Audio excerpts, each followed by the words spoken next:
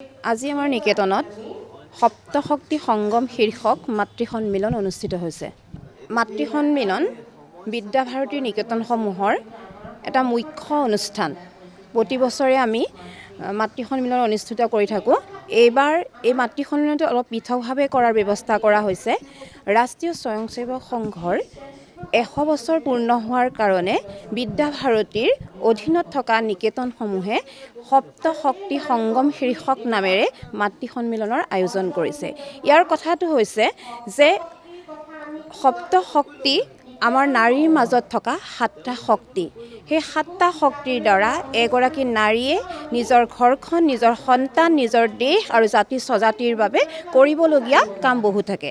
সেই শক্তিকেইটা জাগ্ৰত কৰি ৰাখিবৰ কাৰণে আমাৰ মাতৃসকলক সেই সম্পৰ্কে সজাগ আৰু সচেতন কৰিবৰ বাবে এই মাতৃ সন্মিলনখন আয়োজন কৰা হৈছে। হয়, নিশ্চিতভাৱে হয়, কাৰণ আমাৰ নাৰীৰ মাজত এনেকুৱা কিছুমান শক্তি আছে। কৈ দিছোঁ, মানে গীতাৰ দশম অধ্যায়ত উল্লেখ কৰিছে যে কৃতি চিৰি বাকচ নাৰী নাম স্মৃতি মেধা ধৃতি ক্ষমা। এই স্মৃতি, ধৃতি, ক্ষমা, কৃতি, চিৰি, বাক এই 7টা শক্তিৰ দ্বাৰা এগৰাকী নাৰীয়ে সন্মুখত অহা প্ৰতিটো সমস্যাক বা জীৱনত সন্মুখীন হোৱা প্ৰতিটো সমস্যাক সৰ্বাংগীন ৰূপে নিজৰ প্ৰচেষ্টাৰে সম্পূৰ্ণৰূপে নিজক আগবঢ়াই নিব পাৰে। আজি আমাৰ ইয়াত কাৰ্যসূচীত আছে ৰূপহী নিকেতনৰ আচাৰ্য আৰু স্বপ্না ভূঞা বাইদেউ।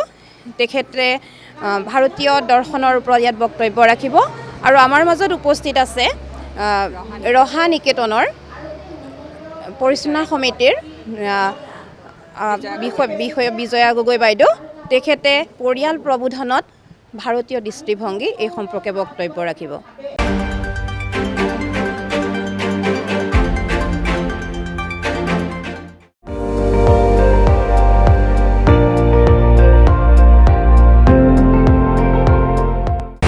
আপুনি চাই আছে ND24, সৰ্বশ্ৰেষ্ঠ নহয় সৰ্বোত্তমৰ দৌৰ।